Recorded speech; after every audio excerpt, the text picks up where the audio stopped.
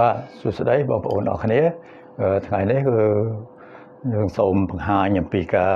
វាយស្គរដែលយើងឆ្នៃពីស្គរប្រទះហ្នឹងឲ្យទៅជាស្គរជាន់នេះ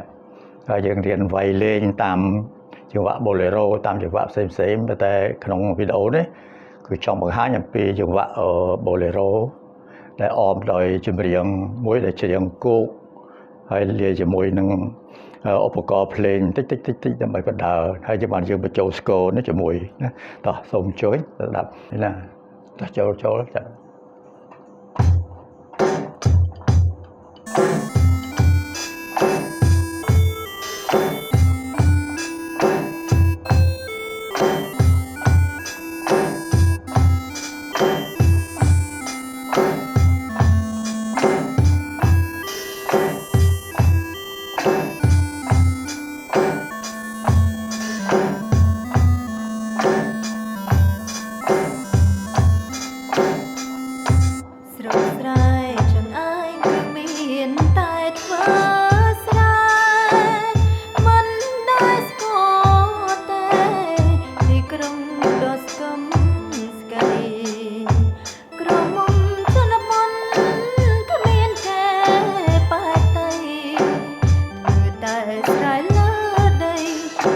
ខ្មៅត្រូវថ្ងៃ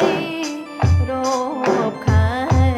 ដល់ពីប្រដៅក៏រំបាយអើបបទោះបីខ្លួនក្ររដខំធ្វើស្រែហើបលៀងក្តៅខោឲ្យឈប់តែស្រងាយហូបតែក្តាមចងមកអមស្រែ